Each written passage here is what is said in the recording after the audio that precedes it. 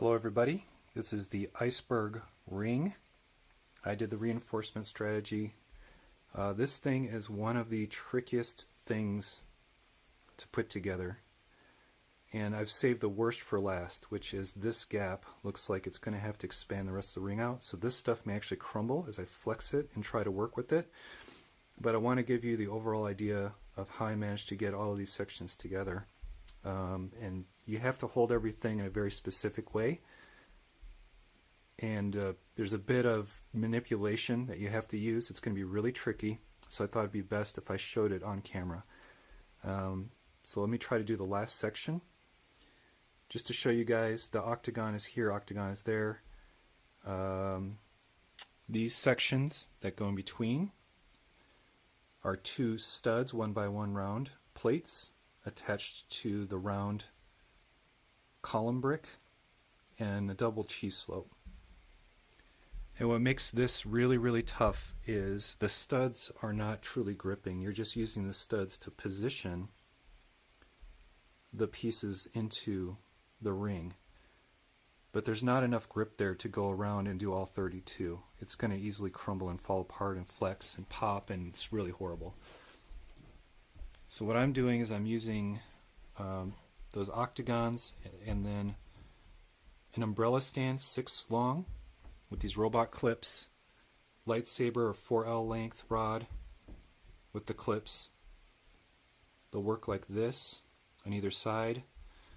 This is actually going to bend, so I'm going to overstress this element so it flexes. This one's going to, because it's inflexible, translucent, it's just going to gap open a little bit. And you know what I'll do is I'll go ahead and I always introduce the little gap in the beginning, so I don't have too much of a hard time getting it to work, which you will see later on. So get those ready. As you can see, that rod is flexing, so I'm putting tension in that to squeeze this tight, and this one in turn is pushing outwards to keep the structure intact. Okay? So, first things first, you're going to want to pre-clip these onto one end. And the reason is you're not going to be able to do it because you're going to be using both hands to build the structure at the same time. And at the very end, you're going to use your thumb to clip this sucker in. So let me go ahead and get this clipped in so it's ready and a little open.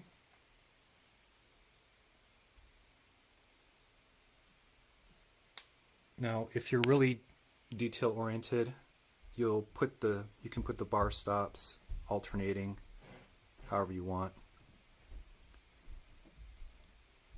This one I put one of them on the opposite way, so I'm gonna have to come back and fix that. But okay, those are ready.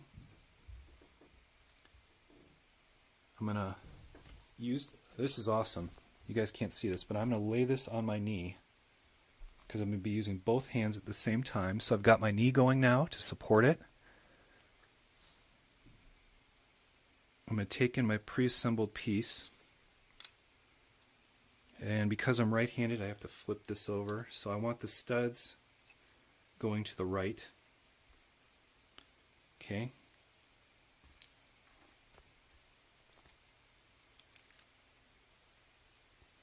This thing already broke.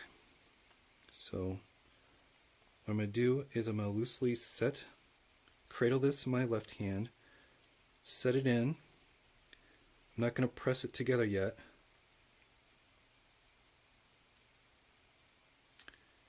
And I'm one piece short, so I'm going to have to set this down, one-handed grab a bag, open it up, come around, let that go. Let's pre-assemble that last piece in there. Okay, where were we? Try to set this up again. Alright, so I'm resting it on my knee. I'm going to come along, line this up, and not press too hard.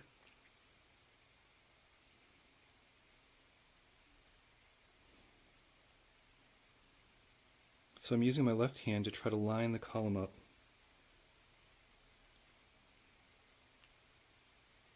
This is horrible. Oh man, this is tough. So there it's lined up. All the studs are starting to line up. And instead of snapping them together, I'm going to snap this bottom. No, they're not quite there yet. There. Okay. They're lined up now. I'm using my left hand to hold the inside edge of this, using my palm to hold the inside edge of that. And by cradling it, I've got it lined up. It's not truly studded in yet. That's okay. We're going to put this under pressure by clipping in the inside edge first. This is where I have to take my right hand, pinky, index, thumb, other forefinger, because you can only be touching and putting stress on these octagonal pieces. Otherwise you'll pop the columns. Alright, do you see what I'm doing? That. This reminds me of like someone trying to teach card manipulation magic. It's kind of like that. So palm, finger, lines them up on the left. Pinky, thumb, index. Index will first go here. Let's get that first clip to snap in. Bingo, did you hear that? Alright, so now that they're lined up, on the inside I can start to compress them together very, very carefully. And this is where that my pointing finger is going to do the bar snap to the other side. I'm going to have to squeeze, squeeze, squeeze.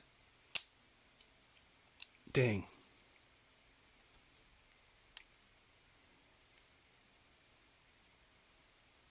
Did I miss an alternation? Left, right, left, inside. Uh-oh. Well, I'll clean this up later, but just for the heck of it, I'll try to do an opposite on this end, which probably isn't great, but click, and that's our last bit of ring. So there you go. There's the whole thing. And it's looking a little wobble-y, but I'm sure if I squeeze it into shape, it could be a perfect circle. And only when it's all done will it be strong enough to play with. Alright? So hopefully this helps and shows you kind of what's involved as you manipulate with left-right hands. Oh, look. That one's off.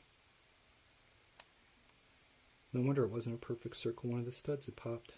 I'm sure that's the way this thing's going to be until I get it all completely locked together. It's going to be all bajankety and hard to mess with. Yeah, this is a very, very difficult technique to assemble. And it's a matter of going around and really squeezing those rods together. Great at the end. So I have a lot more messing around to do with this thing. And once it's done, I'm going to leave it together. This is like this thing is so difficult to manipulate that I think just on its own, it's a kind of a demonstration of technical ability to assemble something, because it is a pain in the butt. Alright, there you go. I'll keep messing with this. Later. Okay, oh man, that sucks.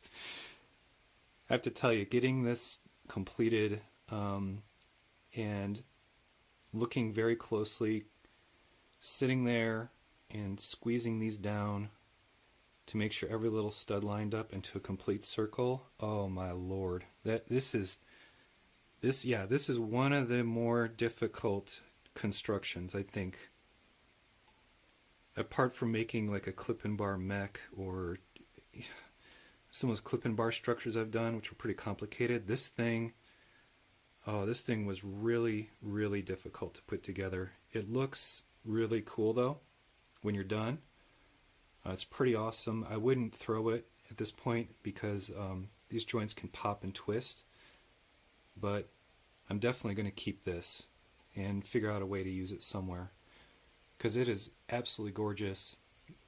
Took a really long time and a lot of fiddling to finally get together, but it does have that sort of magical, can that really be working kind of effect to it. So anybody who I think wants to give this a shot, good luck. It's a heck of an exercise, and when you're done, you'll have a beautiful showpiece. Whew, I'm glad that's done. Later.